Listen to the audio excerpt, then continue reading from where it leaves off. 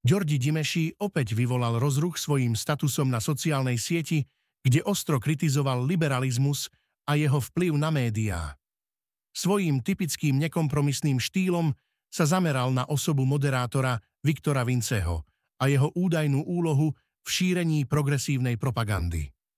Zo zlatokopa Vinceho hrdina nikdy nebude, začína Dimeši svoj príspevok, čím jasne dáva najavo, že Vinceho považuje za symbol všetkého, čo považuje za skazené v liberálnom svetonázore. Dimeši vo svojom statuse ďalej rozoberá Vinceho kariéru a jeho údajnú lojalitu k progresívnym hodnotám.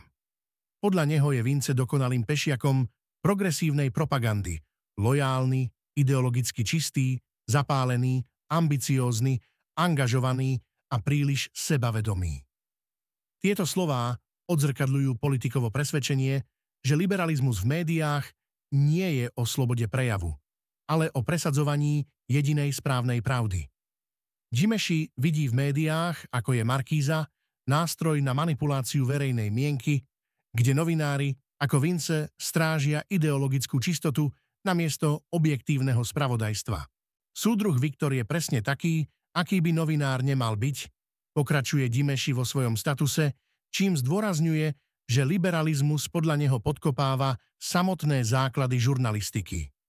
Podľa politika sa médiá pod vplyvom progresívnych hodnôt vzdialili od svojej primárnej úlohy informovať objektívne. Namiesto toho sa stali bojovým polom ideológií, kde sa každé odchýlenie od liberálnej línie považuje za útok na demokraciu. Tento naratív odráža hlbokú nedôveru Dimešiho voči médiám, ktoré považuje za rukojemníkov liberálnej elity. Politik ďalej poukazuje na situáciu v Markíze, kde podľa neho nové vedenie žiadalo návrat k objektivite, čo však narazilo na odpor progresívnych revolucionárov. Nastúpili strážcovia čistoty v spravodajstve Markízy, žiadali návrat k propagande. Neúspešne, píše Dimeši s istou dávkou škodoradosti. Tento moment vníma ako víťazstvo nad liberálnou agendou, ktorá podľa neho bráni médiám plniť svoju úlohu. Pre Dimešiho je tento boj symbolom širšieho zápasu o očistu médií od chorej ideológie.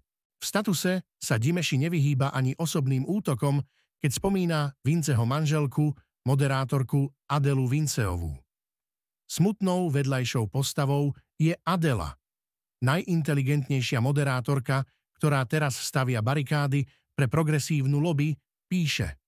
Tento komentár ilustruje jeho presvedčenie, že liberalizmus dokáže ovplyvniť aj tých najtalentovanejších, ak sa dostanú do jeho siete.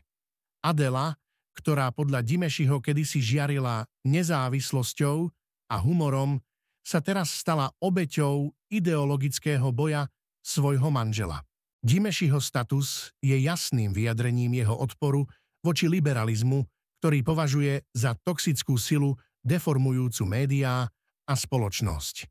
Médiá sa musia zbaviť nánosov chorej ideológie, uzatvára politik, čím zdôrazňuje svoju víziu očisty verejného priestoru od progresívnych vplyvov. Neváhajte sa zapojiť do diskusie. Ak sa vám video páčilo, budeme radi, ak budete odoberať náš kanál. Politika denne